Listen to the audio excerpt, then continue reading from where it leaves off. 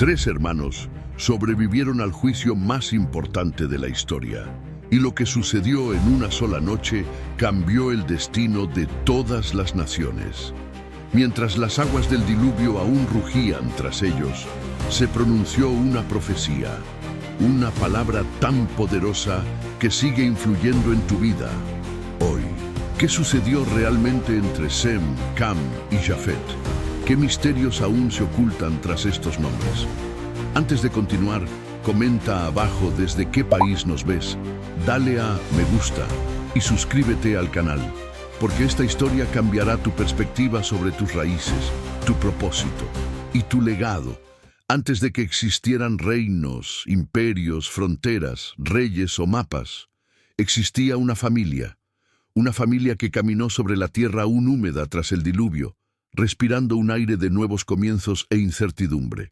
Toda la humanidad se había reducido a unos pocos pasos, tres hermanos, tres destinos, tres puertas a través de las cuales surgirían pueblos, culturas e historias, dando forma al mundo tal como lo conocemos. Sem, Cam y Jafet. Nombres sencillos, pero nombres que cargan con el peso de continentes enteros. No son solo personajes de un libro antiguo, son patriarcas de las naciones raíces profundas que atraviesan la historia y el tiempo, y que de alguna manera, misteriosamente, llegan hasta ti. Cuando Génesis describe el diluvio, no se refiere simplemente a un juicio, habla de un nuevo comienzo. Un mundo corrupto es destruido y nace un mundo nuevo. Génesis 6:9. Tras posarse el arca sobre las montañas de Ararat, el silencio que sigue es casi sagrado. Noé construye un altar, ofrece sacrificios y Dios establece un pacto, una alianza de esperanza, un arco iris tejido entre el cielo y la tierra para recordarnos que, incluso cuando todo parece perdido, la misericordia siempre precede. Génesis 9:12-17. Es en esta nueva etapa de la historia donde Sem, Cam y Jafet dan sus primeros pasos como hombres que portan el futuro. Representan más que herencias biológicas, representan legados espirituales, senderos culturales, semillas de civilización. Intentar. Tú formas parte de esa línea. Eres el resultado de elecciones, errores, éxitos, caídas y reconstrucciones que comenzaron allí.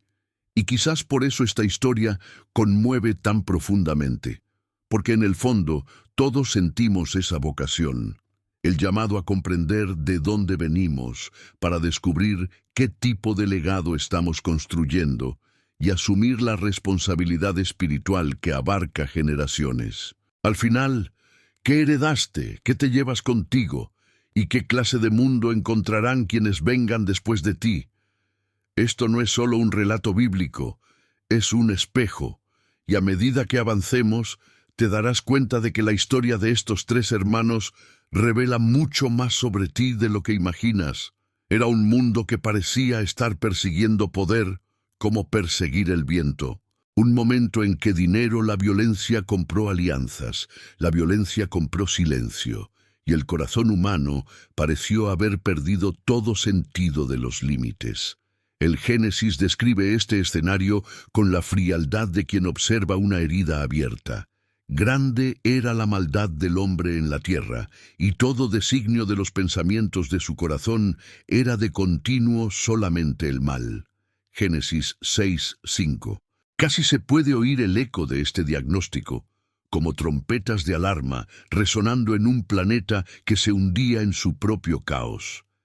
La cámara de la imaginación desciende lentamente sobre ciudades antiguas, rebosantes de comercio, poder, fiestas y tratos turbios. Los hombres erigían altares no a Dios, sino a sus propios deseos. Cada nueva construcción parecía un monumento al orgullo. Cada nueva conquista se trataba como inversión en su propia gloria. Y en medio de esta confusión surge una curiosidad casi inquietante. ¿Cómo era vivir en un mundo donde el mal era la norma, no la excepción? Donde la bondad se consideraba debilidad, donde la violencia se había vuelto tan común como respirar. Es en este ambiente hostil donde comienzan a formarse tres hermanos, Sem, Cam y Jafet, no entre flores, sino entre espinas. Crecen viendo cómo los hombres se dominan entre sí, cómo las familias se desmoronan bajo el peso de la competencia, cómo los líderes utilizan el miedo como moneda de cambio y poder como un lenguaje universal. Toda una generación parecía apostar fuerte por un juego que solo conducía al abismo. ¿Acaso alguno de ellos, de niño, se preguntó alguna vez: ¿por qué todos parecen tan lejos de lo bueno? Pero aquí surge el contraste que lo cambia todo. Noé, un hombre que nadó contra la corriente. Noé era un hombre justo, intachable entre la gente de su tiempo, y caminó fielmente con Dios. Génesis 6:9. Imagina lo que es crecer viendo a tu propio padre ir en una dirección diferente cuando el mundo entero marcha hacia el abismo. Era como ver a alguien hacer una inversión, algo que nadie comprendía, no en términos de posesiones ni de estatus, sino de fe. Una fe que a algunos les parecía demasiado absurda, a otros demasiado peligrosa. Y qué conflicto interno, ¿verdad? Tres adolescentes viendo cómo el mundo entero se burlaba del único hombre al que llamaban padre. Oyendo susurros en las esquinas. ¿Cómo se atreve este Noé a desafiar a la sociedad? ¿Quién se cree que es para decir que hay un Dios superior a todos nosotros? La atmósfera era tan densa que parecía que se podía cortar el aire con las manos. Sem, Cam y Jafet aprendieron pronto que seguir la verdad tiene un precio, y no es un precio que se pague en vano. Dinero, pero con valentía. Existe un hecho curioso que pocos conocen. Para que Dios decidiera destruir el mundo, el nivel de corrupción tuvo que ser extremo. Tan extremo que la violencia se había convertido en el lenguaje común de la humanidad. La tierra estaba corrompida, llena de violencia. Génesis 6:11. Y, en medio de este brutal escenario, estos tres hermanos aprenden, siendo aún niños, que lo más importante es la vida. Poder no reside en las armas, ni en la fuerza, ni en la influencia, sino en la silenciosa obediencia de un hombre que elige confiar en Dios, incluso cuando todo parece perdido. ¿Cómo era vivir en un hogar donde la fe era la última llama que ardía en la oscuridad? Donde cada gesto de Noé era un ejemplo, cada palabra un recordatorio, cada oración una inversión para el futuro. Crecen sabiendo que la lealtad nunca nace de la comodidad, sino de la resistencia. Y esta educación, dura, íntima, intensa, moldearía no solo su carácter, sino el destino de toda la humanidad. Y a pesar de todo el caos, había algo más. Algo que Dios estaba a punto de revelar. Algo que cambiaría para siempre la vida de estos tres hermanos y que comenzaría con una construcción aparentemente imposible. Pero eso solo comienza cuando el primer golpe de la madera resuena en el valle. El primer golpe al tronco resonó como un trueno en un mundo que ya no oía a Dios. Cada martillazo de Noé parecía destrozar no solo la madera, sino también la lógica de toda una generación. Constrúyete un arca. Génesis 6:14. El mandato de Dios no venía con garantías, ni con mapas, ni con aplausos. Simplemente llegó. Y Noé obedeció. Así de simple, así de radical. Ahora imaginen a Sem, Cam y Jafet, aún jóvenes, observando a su padre talar árboles, medir vigas y erigir algo que ni siquiera comprendían del todo. Era como presenciar la creación de la obra más grandiosa, inversión, desde la historia, sin tener ni idea del retorno. Un proyecto tan extraño que quizá cualquier contable de la época habría dicho: «Esto no tiene ningún sentido, Noé. Estás malgastando tu vida en una empresa sin futuro». Pero el futuro estaba precisamente en ese barco que nadie quería mirar con seriedad. Durante más de 100 años, sí, un siglo entero, esos tres hermanos vivieron en el mayor centro de formación espiritual de la humanidad. Un dato curioso que pocos conocen: la construcción del arca se prolongó tanto que los tres crecieron, maduraron y se convirtieron en hombres mientras se ensamblaban las piezas de madera. El arca no era solo una estructura, era un aula, un templo, un testimonio visible de fe. Cada tabla colocada fue un sermón silencioso para el mundo y una profunda formación en los corazones de los hijos. Pero el conflicto interno, nadie lo vio. Ahora es fácil idealizarlo, pero imaginen la carga psicológica que llevaban. Oían las risas de los vecinos, las bromas, las burlas. «Oye, Jafé, ¿cuánto cuesta esa construcción tan loca?» «Mucho dinero desechado». «¿Y tú, Sem, de verdad crees que el cielo se va a caer? Tu padre está vendiendo miedo para ganar dinero, poder, y vosotros. Cam, ¿de verdad vas a llevar a cabo este plan absurdo? Eso jamás sucederá». La construcción no era solo física, era emocional, espiritual y social. Cada día era una prueba de resistencia. Y sin embargo, había algo en Noé, algo que mantenía unida a la familia. La Biblia dice: Noé hizo todo tal como Dios le ordenó. Génesis 6:22. Esta obediencia inquebrantable moldeó a tres jóvenes de una manera que ninguna palabra podría.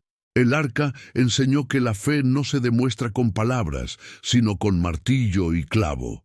Y quizás eso sea lo más interesante. Sem, Cam y Jafet no solo recibieron instrucciones de carpintería, recibieron un curso intensivo de confianza. Al ver a Noé medir, cerrar, ajustar y volver a empezar, aprendieron que la fe requiere paciencia. Al ver a su padre clasificar materiales y administrar recursos, aprendieron que cada acto de fe es inversión en algo superior a la vida misma. Cuando vieron al mundo reír, comprendieron que seguir a Dios tiene un precio, y que este precio nunca se paga en vano, dinero, pero con valentía. Aún así, existían tensiones latentes entre ellos. Cam, más impulsivo, quizás se preguntaba en voz baja: ¿y si no llueve? ¿Y si todo esto es una gran pérdida? Sem, más reflexivo, tal vez luchaba con el deseo de explicar al mundo lo inexplicable. Jafet, sensible y curioso, quizá lo observaba todo, preguntándose: ¿por qué Dios nos eligió a nosotros para presenciar esto?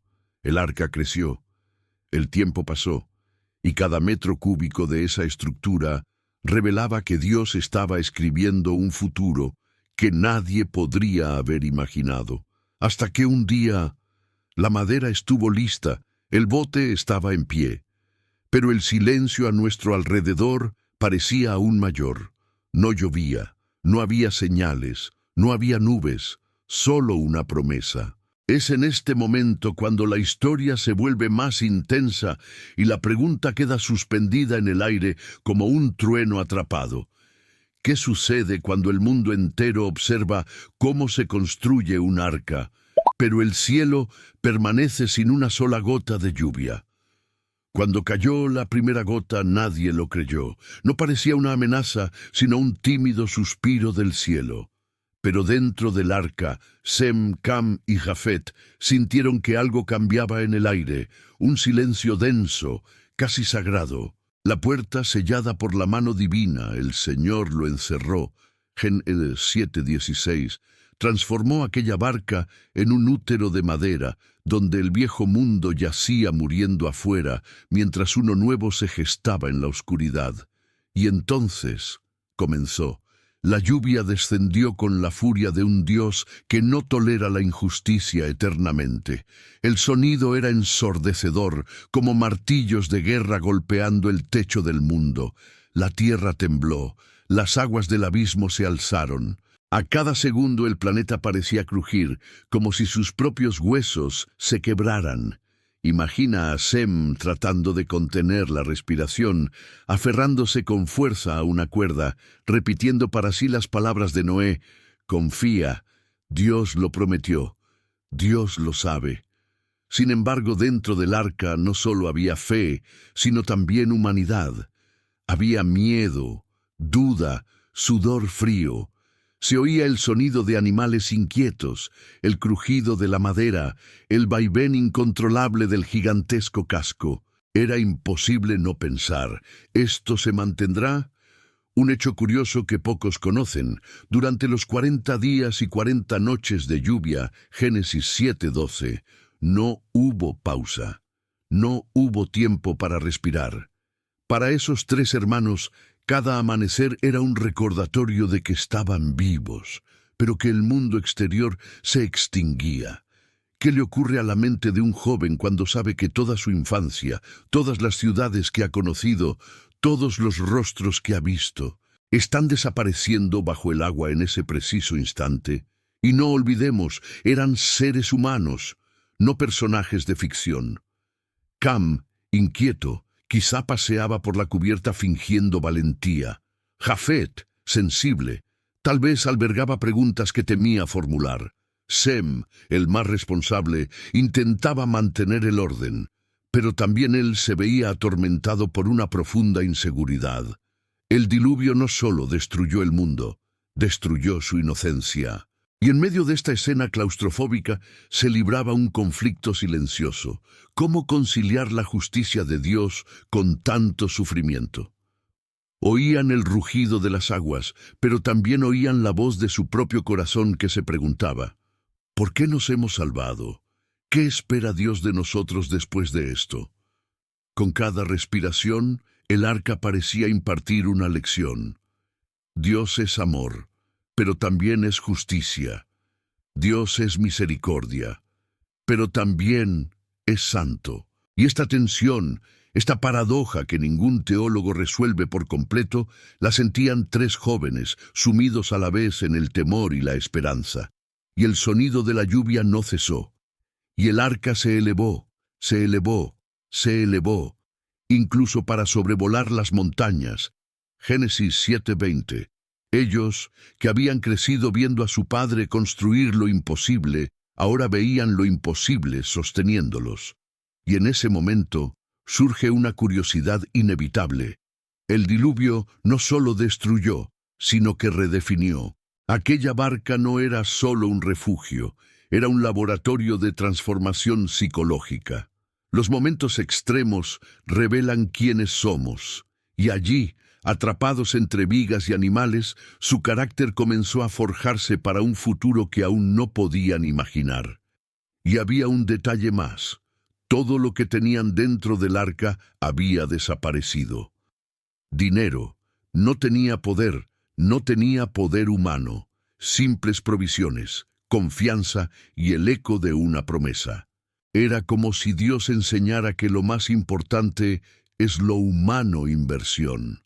La esencia de la vida no reside en lo que acumulamos, sino en lo que llevamos en el corazón cuando el mundo se derrumba. Y entonces, cuando parecía que el cielo jamás volvería a despejarse, la lluvia cesó. No era silencio, era un vacío casi aterrador. Las aguas seguían cubriendo todo, el arca seguía flotando. Nada había vuelto a la normalidad. El mundo se puso patas arriba, se purificó, se redefinió. Pero cuando la luz empezó a filtrarse por las pequeñas grietas, algo nuevo comenzó a florecer en su interior. Algo que ni la madera, ni el miedo, ni la tormenta pudieron extinguir. Y es precisamente cuando emerge esta tímida esperanza que una nueva etapa, quizás la más transformadora, comienza a vislumbrarse. Porque cuando finalmente se abra la puerta, nada volverá a ser igual. Cuando el arca finalmente tocó tierra en el monte Ararat, no hubo estallido de júbilo, no hubo celebración, no hubo felicitaciones, hubo silencio, el tipo de silencio que solo existe tras un duelo prolongado. En el 10º mes aparecieron las cumbres de las montañas. Génesis 8:5. Era poco, pero suficiente para que Sem, Cam y Jafet lo entendieran. Dios estaba comenzando algo nuevo. La puerta del arca se abrió como un suspiro de renacimiento. Entró un viento fresco, trayendo consigo el aroma de la tierra mojada, el aroma de una bendición, el aroma de un nuevo comienzo. Noé salió primero, pero los 3 hermanos dudaron. Después de todo, ¿qué les esperaba afuera? Un mundo sin puntos de referencia, sin ciudades, sin comercio, sin dinero, sin estructuras, sin vestigios concretos de la civilización antigua. Un mundo donde, literalmente, se había preservado la totalidad de la humanidad. Imagínese la sensación. Cada paso a través del lodo les recordaba que eran supervivientes. Cada árbol caído era un recordatorio viviente del juicio. Cada rayo de sol era una promesa silenciosa. Y fue en este escenario casi cinematográfico donde Noé tomó su primera decisión. Antes de reconstruir, antes de plantar, antes de dividir responsabilidades, erigió un altar. Entonces Noé construyó un altar al Señor. Génesis 8:20. El primer acto de la nueva humanidad no fue buscar poder ni restaurar sistemas de poder. Tampoco buscó recursos para reconstruir una civilización. Se dedicó a la adoración, porque lo más grande que hace un hombre cuando lo pierde todo es espiritual. Sem, Cam y Jafet observaron a su padre encender el fuego y ofrecer sacrificios. El aroma ascendió al cielo, una mezcla de adoración y gratitud. Quizás fue la primera vez que comprendieron verdaderamente la importancia de aquel gesto, porque allí, en aquel altar aún humeante, Dios obró algo extraordinario. Apuntaré mi arco a las nubes. GN 9:13. El arco iris, más que una simple belleza, era un pacto, una alianza, un voto divino grabado en los cielos. Era Dios diciendo: no volveré a destruir así. Y qué curioso e impresionante. El arco iris solo existe cuando la luz y el agua se encuentran. Del mismo modo, la promesa de Dios solo resplandece cuando el juicio y la misericordia se encuentran. Pero no todo era poesía. Había tensión. Los 3 hermanos, ya adultos, sabían que el futuro estaba en sus manos. Cada una de sus decisiones moldearía pueblos, lenguas y naciones. La responsabilidad era una carga enorme, más pesada que la madera del arca, y aunque caminaban juntos, tenían profundas diferencias. Sem era más espiritual y observador, Jafet, expansivo y reflexivo, Cam, intenso e impulsivo. Un conflicto interno comenzó a gestarse.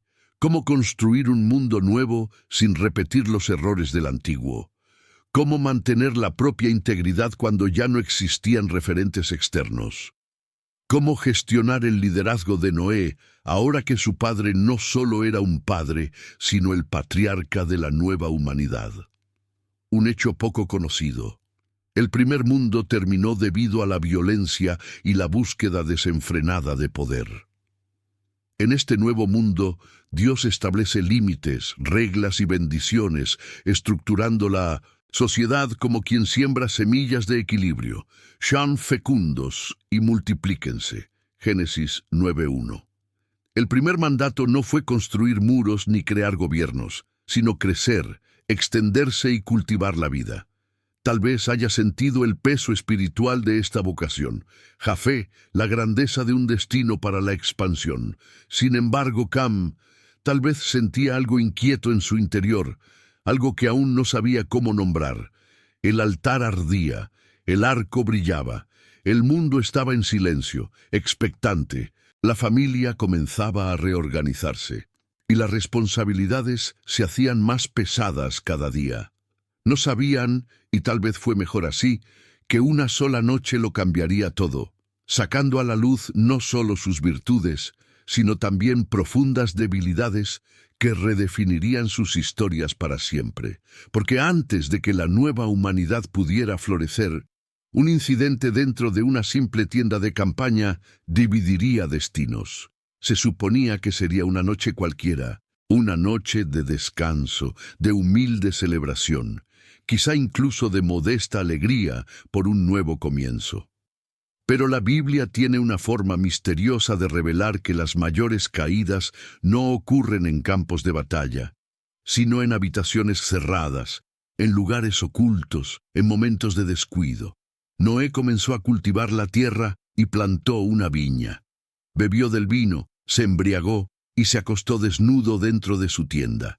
GN 9, 20, 21. El patriarca, el hombre que había afrontado el diluvio, ahora se enfrentaba a algo más peligroso, su propia humanidad. Y allí, entre toldos y sombras, Sem, Cam y Jafet fueron sometidos a una prueba para la que no se podía preparar ni en el arca, ni aprender a martillazos, ni resolver con fuerza bruta. Aquella noche no hubo tormenta, pero reveló tempestades internas.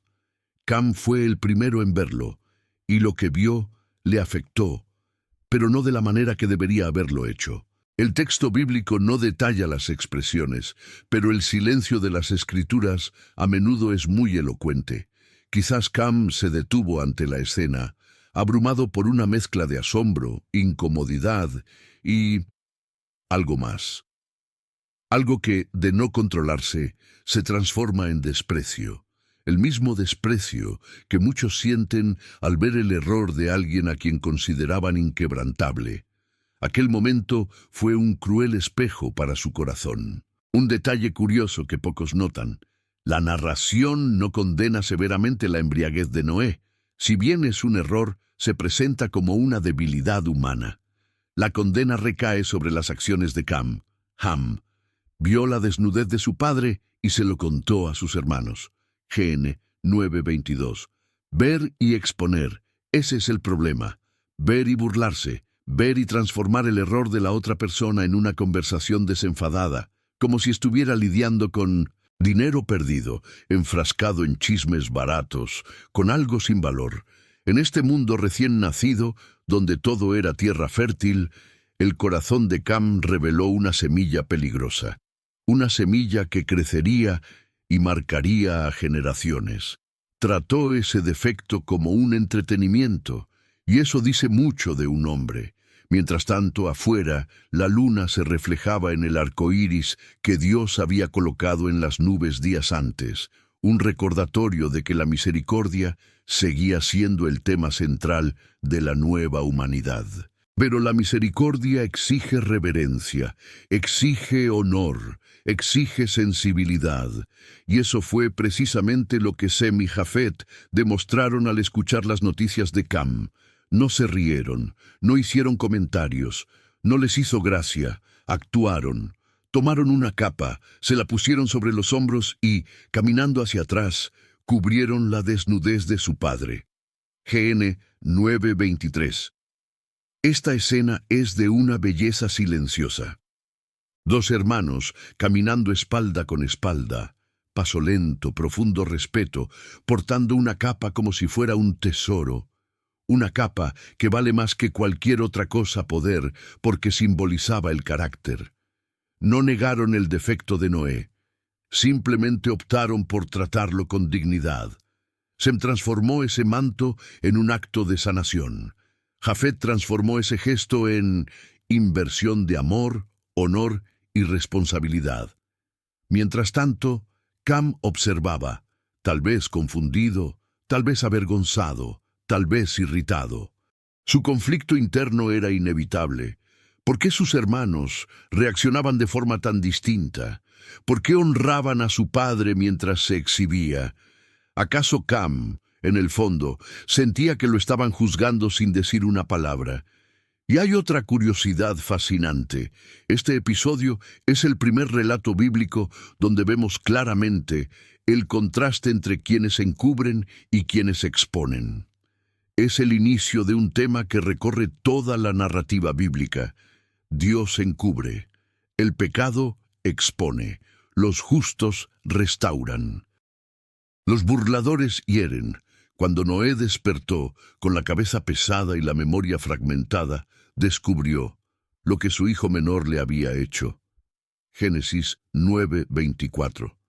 Imaginen el silencio de la tienda.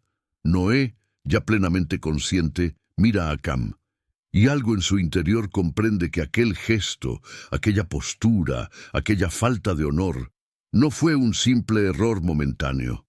Fue una revelación de carácter, fue un presagio de lo que le depararía el futuro. Fue la primera señal de que no todos los corazones reaccionaban igual ante la gracia recibida. Y allí, en la penumbra, el patriarca pronunció palabras que trascenderían milenios. Palabras que moldearían pueblos, continentes, líderes y fronteras culturales. Palabras que no transmitían rencor, sino un profundo discernimiento.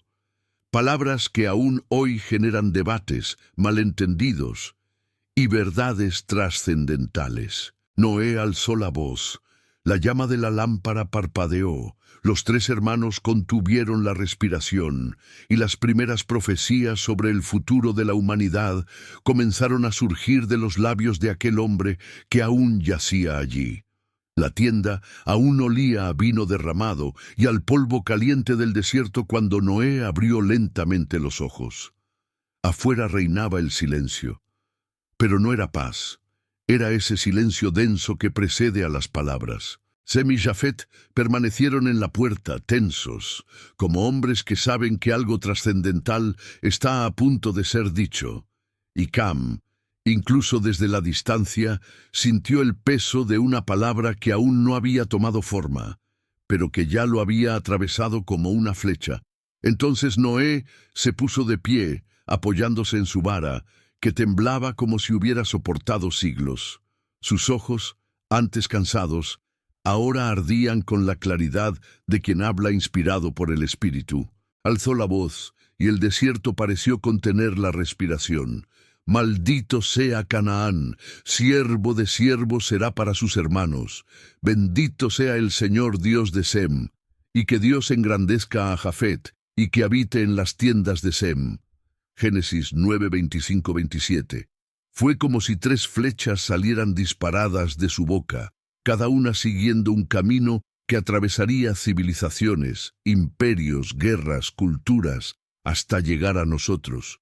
Y es aquí donde, curiosidad oculta por qué Noé no maldijo a Cam, quien cometió la transgresión, sino que en cambio, ¿Canaán fue su hijo un mero acto profético?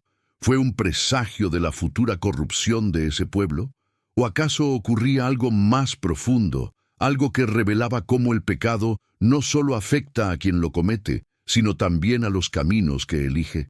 El conflicto comienza aquí mismo. Durante siglos, esta profecía se ha utilizado como brazo por imperios que buscaban justificar su poder, sus jerarquías, sus sistemas de opresión, como si Dios hubiera distribuido privilegios como uno distribuye dinero en el mercado. Algunos han convertido este pasaje en un argumento racial, como si las Escrituras fueran una herramienta para legitimar las desigualdades. Pero la Biblia nunca puso a una etnia por encima de otra. Nunca exaltó a un pueblo para menospreciar a otro. Un uso distorsionado de la palabra no cambia su verdad. La maldición de Canaán, cuando se interpreta correctamente, no tiene que ver con el color de la piel, la raza o el valor humano.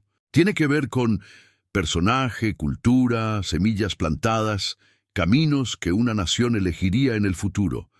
Caminos ya visibles en los cananeos descritos en Levítico 18 y Deuteronomio 12. La profecía no era un decreto arbitrario, sino un diagnóstico temprano, como el de alguien que ve las grietas antes del colapso y dice, si continúan por este camino, este será el fin. Por otro lado, la bendición sobre Sem tenía un matiz peculiar, casi poético. De él vendría un linaje que no acumularía poder mediante el oro, sino mediante la fe. Una riqueza que no se medía en dinero, sino en promesas. Una herencia que pasaría de Abraham a Israel y llegaría hasta un carpintero en Nazaret. ¿Y la expansión de Jafet? Esa era otra curiosidad. No se trataba de tierras, ejércitos, ni mapas coloridos en tratados de guerra. Era algo más profundo. la expansión de la mente, la cultura y el lenguaje, como si Dios estuviera abriendo los horizontes de los pueblos jaféticos para que, siglos después, el Evangelio encontrara tierra fértil entre ellos. Una expansión que sería, en cierto modo, la mayor inversión cultural de la historia, el Nuevo Testamento escrito en griego, la lengua de los descendientes de Jafet.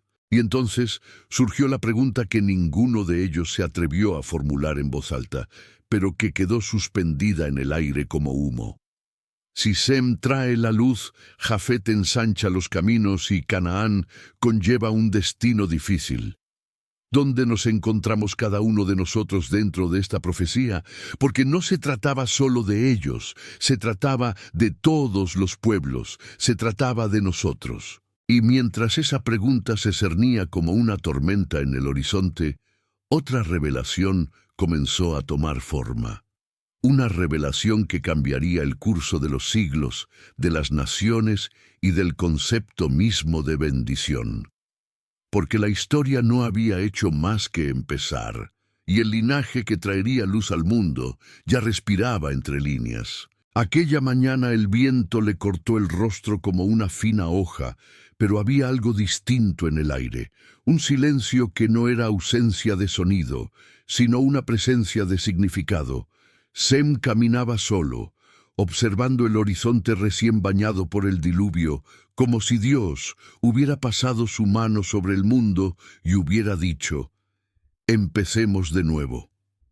Siempre había sido el más contemplativo de sus hermanos, el que veía más allá, el que percibía detalles invisibles a los ojos comunes. Quizá por eso la bendición de Noé, bendito sea el Señor Dios de Sem, Génesis 9:26, reposar sobre él con un peso suave, pero eterno. La curiosidad que rodeaba a Sem era silenciosa, casi oculta. ¿Por qué habría de elegir Dios a su linaje para escribir la historia de la salvación? No era el más fuerte, ni el más poderoso, ni el más audaz, pero era aquel cuyo corazón albergaba un susurro de eternidad, como si su propia sangre respondiera a la voz del Todopoderoso. El conflicto interno de Sem, sin embargo, era profundo. ¿Cómo cargar con una promesa tan grande cuando el mundo a su alrededor ni siquiera sabía cómo volver a existir? ¿Cómo proteger algo que parecía más grande que la vida, más grande que sus propias manos? Mientras caminaba, la naturaleza parecía revelarle secretos. Cada piedra, cada sombra, cada semilla que brotaba en la tierra negra y diluviana. Era como si la tierra dijera: «La historia nacerá de ti». Y en efecto, nacería. De los descendientes de Sem surgirían los elamitas, los asirios, los arameos, los hebreos, pueblos que forjarían imperios, culturas, alianzas, guerras y revelaciones.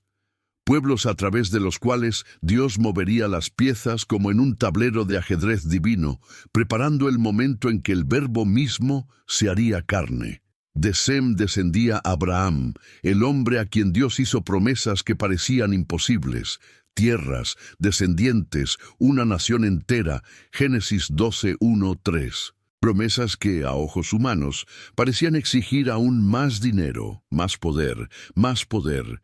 Abraham no lo habría imaginado, pero Dios estaba impartiendo la primera gran lección espiritual del linaje semítico. Las promesas más valiosas no se sustentan en la inversión humana, sino en la fidelidad divina. Abraham caminaba sin saber a dónde iba, pero sabía quién estaba con él. Este linaje continuaría con Isaac, Jacob, las 12 tribus, Moisés, los profetas, David, hasta que, en un establo olvidado, en un pequeño pueblo sin importancia política, económica ni militar, nacería Jesús. Y entonces se cumpliría la profecía. La luz del mundo, Juan 8:12, provendría precisamente de la línea que Noé había bendecido siglos antes, cuando la tierra todavía goteaba agua del diluvio. Aquí tenéis uno de los datos más interesantes. La bendición de Sem no era material, sino espiritual. No prometía tierras infinitas, ejércitos invencibles, ni monedas amontonadas en cofres. promesa presencia, promesa alianza, promesa redención. Y paradójicamente, esta fue la mayor riqueza que jamás haya recibido ser humano. Una inversión que abarcó siglos y cuyo fruto bendeciría a todas las familias de la tierra. Como Dios le dijo a Abraham, el descendiente más famoso de Sem, «En ti serán benditas todas las familias de la tierra». Génesis 12:3. Pero existía un conflicto aún mayor. El linaje de la promesa sería también el más atacado. Reinos enteros se alzarían para destruirlo. Los faraones intentaban borrar a sus hijos del mapa. Los imperios intentarían acallar su voz. Reyes, sacerdotes y gobernadores intentarían silenciar a aquellas personas cuyo mayor tesoro no era el dinero, sino la fe. Y aún así sobrevivirían. Crecimiento, brillarían. Porque la historia que Dios escribe no puede ser borrada por el fuego, el decreto ni la espada. Y mientras Sem contemplaba el cielo, quizá ignoraba que el Mesías, el Salvador del mundo, el Cristo, llevaría en su ADN el polvo de aquel silencioso viaje posterior al diluvio. Pero algo en su interior le decía que Dios estaba obrando algo grandioso y que su linaje sería solo el comienzo. Pero la profecía de Noé no se refería solo a Sem. Había otro hermano, otro camino, otra historia que se desarrollaba, y lo que Dios haría con Jafet, el hermano lejano, estaba a punto de revelar un misterio aún más profundo. Mientras Sem caminaba como quien guardaba secretos, Jafet caminaba como quien guardaba horizontes. Había algo en él que siempre apuntaba lejos, más allá de las montañas, más allá del mar, hacia todo lo que aún no existía, pero que parecía llamarlo con la fuerza de un viento que trasciende generaciones. Noé, mirándolo con una mezcla de ternura y misterio, había profetizado: que Dios engrandezca a Jafet y que habite en las tiendas de Sem. Génesis 9:27. Allí nadie comprendía del todo lo que aquello significaba. Expandirse hacia dónde, habitar cómo, por qué. Pero el desierto, que nunca guarda secretos por mucho tiempo, parecía susurrar una curiosidad oculta. Jafet no solo traería pueblos, también traería influencias. Lenguas, ideas, filosofías, estructuras, culturas enteras brotarían de la semilla que ahora caminaba junto a la tienda de Noé. De los jafetitas surgirían los griegos, los medos, los persas, los romanos, los europeos, civilizaciones que marcarían la historia con guerras, ciencia, literatura, religión, e imperios que se alzarían con una sed casi insaciable de poder, expansión territorial y dominio. Pueblos que invertían en estrategias, comercio, navegación, política, como si cada conquista fuera inversión para expandir su influencia en el mundo. Pero aquí es donde comienza el conflicto. La profecía de Jafet no era meramente geopolítica, era espiritual, y nadie se lo esperaba. Siglos después, cuando el Evangelio comenzó a difundirse, no serían los descendientes de Sem quienes llevarían el mensaje de Jesús hasta los confines de la tierra, sino los descendientes de Jafet. El apóstol Pablo, descendiente de Sem, predicaría en las ciudades de Jafética, Antioquía, Éfeso, Filipos y Roma. Y el imperio que más exhibía orgullo, gloria, estatus, riqueza y poder, se convertiría precisamente en el camino por donde la verdad de Cristo viajaría con mayor rapidez. El hecho más llamativo es este: el Nuevo Testamento, donde se explica, detalla y vive la salvación, fue escrito casi en su totalidad en griego, la lengua de los descendientes de Jafet, el cumplimiento literal de la profecía. Jafet habitaba en las tiendas de Sem. Los gentiles fueron recibidos en la promesa hecha a Abraham.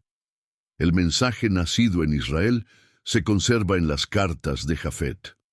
Era como si Dios hubiera entrelazado dos líneas que parecían incompatibles.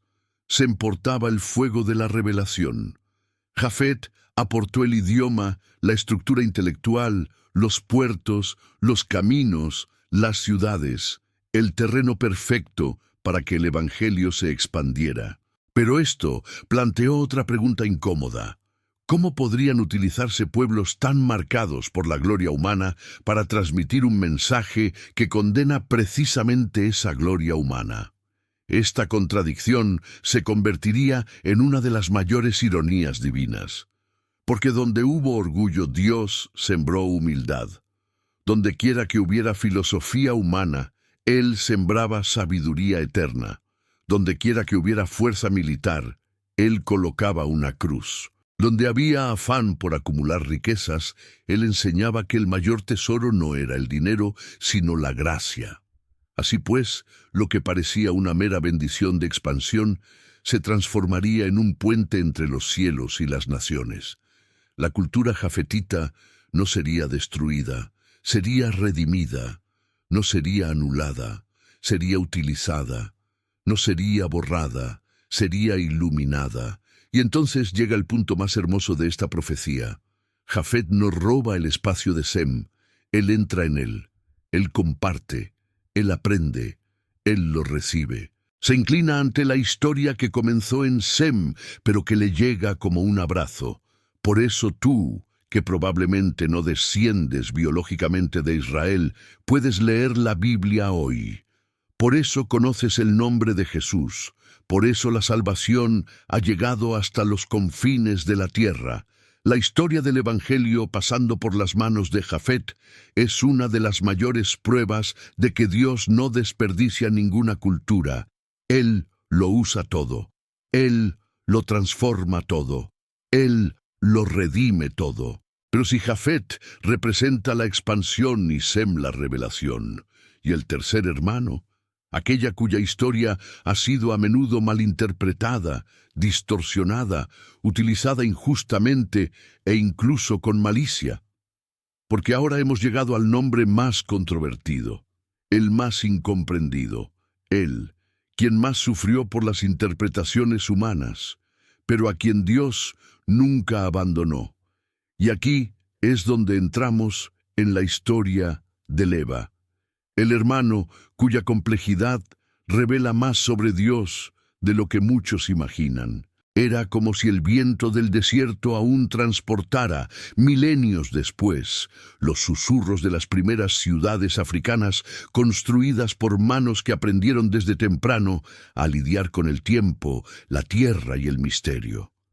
Los habitantes de Cam, egipcios, etíopes, cananeos y tantas otras naciones del norte de África, caminaban entre dunas y ríos con la misma naturalidad con que un comerciante maneja su dinero en el mercado, firmes, conscientes, sabiendo que allí reside una historia viva. La Biblia describe a sus descendientes en Génesis 10, revelando que de ellos surgieron reinos, poder, diplomacia y poder.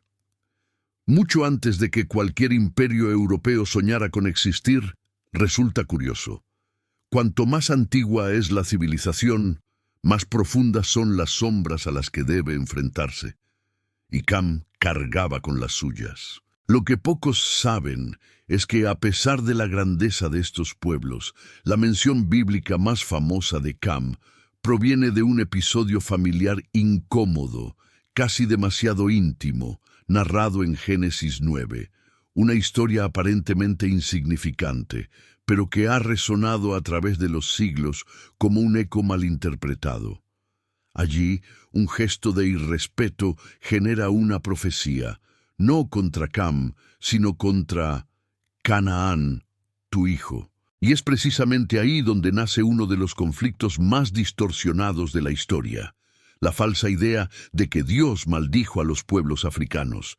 Las mismas escrituras lo desmienten, pero la humanidad, a la humanidad le encanta inversión. Se equivocan en las narrativas que alimentan su propio orgullo. Canaán, con sus ciudades fortificadas y oscuras prácticas espirituales, se convierte en blanco de juicio no por su etnia, sino por sus decisiones repetidas, profundas y violentas. Levítico 18 describe parte de este abismo. Es difícil no imaginar la tensión que se cernía sobre esas tierras, altares llenos de promesas y temor, sacerdotes que realizaban rituales casi como si buscaran poder creer en una ilusión. Era como invertir dinero en un pozo sin fondo. La justicia divina no es un capricho, es la corrección de algo que había estado corroyendo generaciones. Pero incluso en eso, la gracia se filtra por las grietas menos esperadas, porque mientras muchos solo se fijan en el peso de la historia, la Biblia ilumina redención. Los camitas representan a Dios de manera brillante. La reina de Saba, por ejemplo, probablemente descendiente de Cam, cruza desiertos para encontrarse con Salomón, llevando oro, perfumes y preguntas. Pino Reyes 10. Ella no busca poder, sino sabiduría, y la sabiduría la recibe con los brazos abiertos. Siglos después, un eunuco etíope llega a Jerusalén, interpretando a Isaías como alguien que busca un tesoro mayor que cualquier riqueza que pudiera poseer. Hechos 8 describe el encuentro que transforma su vida, y quizás la de todo un continente. ¿Y quién podría ignorar a la esposa cusita de Moisés, recordada en Números 12, no como un conflicto, sino como un recordatorio de que Dios no se limita a nuestras emociones? Si observas con atención, te darás cuenta de que no existe ningún pasaje bíblico, absolutamente ninguno, que atribuya una maldición divina a todo un grupo étnico.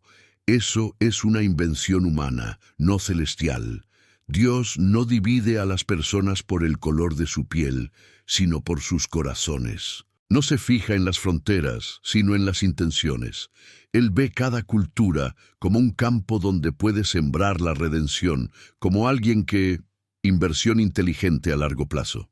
Y al final, todo se reduce a esa pregunta silenciosa que persiste en la historia de Cam. Después de todo, ¿quién define el destino de un pueblo? ¿La herida del pasado o la mano de Dios que insiste en escribir el futuro? Y es precisamente cuando creemos haber comprendido esta respuesta que surge otra pregunta, aún más profunda e inquietante. Porque si los pueblos se extendieron por el mundo con sus historias, sus tensiones, su búsqueda de riqueza, poder y sentido, ¿qué sucedió cuando intentaron reunirse, no por gracia, sino por arrogancia? Ahí es donde la narrativa empieza a cambiar de color, como el cielo antes de la tormenta, y el sonido de las lenguas que debería unirlos comienza a separarlos. Pero esto es algo que solo podemos comprender cuando ascendamos a la torre donde todo comenzó. Algo inquietante se vislumbraba en el horizonte de la llanura de Sinar. Era como si el sol naciera allí con un brillo distinto, revelando que el corazón humano, tan presto a buscar poder, estaba a punto de dar un paso audaz, demasiado audaz. Génesis 11 describe la escena con sencillez, pero tras esa narración yace un drama colosal. Una humanidad unida, hablando el mismo idioma, decide construir no solo una torre, sino un monumento a su propia independencia. Hagámonos un nombre, dicen. Génesis 11:4. Y esa frase por sí sola es una inversión peligrosa. Porque cuando el hombre invierte en sí mismo para glorificarse, el resultado nunca es la paz. Los ladrillos, cocidos en el horno, una innovación tecnológica de la época, una curiosidad fascinante recogida en el propio texto bíblico, se apilaban como ambiciones. Imaginen la escena. Hombres y mujeres creyendo que construían una ciudad, cuando en realidad erigían una prisión para su propio orgullo. Siempre es así. Toda búsqueda de poder sin propósito, impulsada por el poder sin humildad, por la seguridad sin Dios, termina convirtiéndose en una torre interior que nos distancia de los demás. Era una civilización que quería alcanzar el cielo, pero sin tener que arrodillarse. El conflicto central de Babel no reside en la arquitectura, sino en el alma. Dios no se opone al progreso. Al fin y al cabo, Él mismo dotó a la humanidad de creatividad, pero confronta el orgullo que transforma el avance en idolatría. Y cuando desciende para ver lo que hacían, Génesis 11:5, la ironía es casi divina. La torre era tan grande a los ojos de los hombres, tan monumental, pero para Dios era casi demasiado pequeña para ser encontrada. La confusión de lenguas, entonces, no es un castigo severo, es una protección preventiva. Dios separa para salvar, dispersa para impedir que el mal se multiplique, interviene en lo que podría destruir a la humanidad prematuramente. Así, cada lengua se convierte en un camino, cada pueblo en una dirección. Sem, Cam y Jafet siguen destinos distintos. Las voces cambian, los sonidos chocan, y el mundo parece hacerse añicos en miles de pedazos que ya no encajan. Es curioso imaginar el caos de aquel día. Personas que antes discutían sobre precios, inversiones, divisas, estrategias comerciales, ahora incapaces de intercambiar una sola frase. ¿Quién sabe cuántos negocios se perdieron, cuántos acuerdos se rompieron, cuánta riqueza se dispersó en minutos? Babel es una ruptura cultural, emocional y espiritual. Es el sonido del orgullo hecho añicos, pero la historia bíblica nunca termina donde parece. A Dios le gusta preparar giros inesperados, de esos que harían saltar de la silla a cualquier guionista. Transcurren los siglos y la humanidad sigue dispersa. Pero entonces, algo sucede en una sencilla habitación de Jerusalén durante una festividad judía llamada Pentecostés, Hechos 2. De repente, sopla el viento, pero no un viento cualquiera, un viento que parece traer de vuelta todo lo perdido en Babel. Lenguas de fuego se posan sobre los discípulos y cada uno comienza a hablar, no en su propio idioma, sino en el de los demás. Es como si Dios dijera: divididos, los reúno; distanciados, los acerco; confundidos, los aclaro. El poder que descendió aquel día no era de ladrillos ni de estructuras humanas. Era el poder del Espíritu, restaurando lo que el orgullo había destruido. El milagro no fue meramente lingüístico, fue relacional. Era como si el cielo dijera que la verdadera riqueza no reside en erigir torres, sino en construir puentes. Y la mayor curiosidad sobre Pentecostés, una que pocos perciben, es que todos los pueblos allí mencionados eran descendientes de Sem, Cam y Jafet. Hechos 2, 9, 11. Dios estaba literalmente reuniendo de nuevo a la familia humana.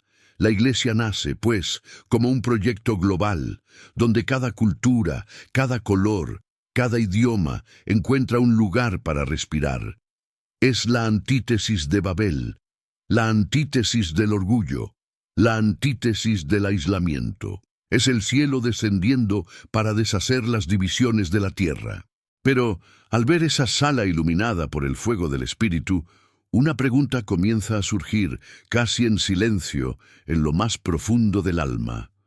Si Pentecostés unió a las naciones, ¿qué sucederá al final, cuando todas estas voces finalmente canten juntas? Y es ahí donde la profecía de Apocalipsis 7 comienza a vislumbrarse en el horizonte. Una visión tan grandiosa que eclipsa Babel, Pentecostés y toda la historia de la humanidad. Pero para comprender el impacto de este momento, debemos dar un paso más, porque algo aún mayor nos espera, algo que otorga un nuevo significado a todas las dispersiones y reencuentros. Al final, cuando echamos la vista atrás al largo camino que comenzó hace mucho tiempo, con Sem, Cam y Jafet caminando por un mundo recién nacido, nos damos cuenta de una verdad que trasciende los milenios con el mismo peso de antes.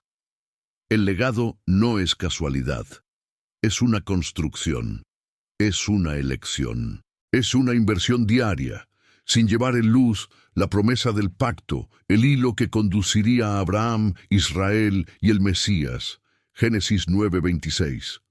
Jafet llevaba la expansión, creatividad, influencia cultural que llegaría a continentes y, más tarde, sería una puerta de entrada para la inclusión de los gentiles en el Evangelio. Génesis 9:27. Cam llevaba el fortaleza, la capacidad de construir civilizaciones poderosas, la complejidad de la humanidad y, sin embargo, la redención siempre ha estado abierta a sus descendientes, lo que demuestra que Dios no maldice a los pueblos, sino que llama a los individuos. Así pues, ante estos tres legados, surge la inevitable pregunta: ¿qué historia estás escribiendo con tu vida? ¿Qué huella dejan tus pasos en tu familia? ¿Qué tipo de mundo estás construyendo con tus palabras, tus decisiones y tus actitudes? Porque al fin y al cabo tus hijos, tus amigos, tu comunidad, todos se beneficiarán de las consecuencias de tu carácter, ya sea dulce o amargo. Y quizás la pregunta más inquietante sea esta: si alguien contara tu historia dentro de 100 años, ¿inspiraría a alguien? ¿Cambiarías a alguien? ¿Transformaría a alguien? La vida no se trata solo de perseguir dinero, poder o riqueza. Estas cosas pasan, pero el legado permanece. Estás cultivando un legado que acerque a las personas a Dios como Sem. Está abriendo caminos, construyendo puentes, expandiendo horizontes como Jafet. ¿O acaso estás luchando por transformar áreas dañadas de tu vida, buscando la redención, como tantos descendientes de Cam? La verdad es que Dios sigue creando historias a través de gente común y corriente, igual que tú. Y la pregunta que queda es: ¿le permitirás construir el tuyo? Ahora dime, ¿qué fue lo que más te impactó de este estudio? ¿Qué parte te resultó más difícil? ¿De qué te has dado cuenta que necesitas cambiar a partir de hoy? Deja un comentario abajo. Quiero acompañarte en este camino. Si este contenido te ha resultado interesante, entonces no lo dejes para más tarde. Suscríbete al canal, activa las notificaciones. De esta manera no te perderás ninguno de los próximos episodios y seguirás creciendo, aprendiendo y viviendo exactamente el tipo de legado que Dios imaginó para ti.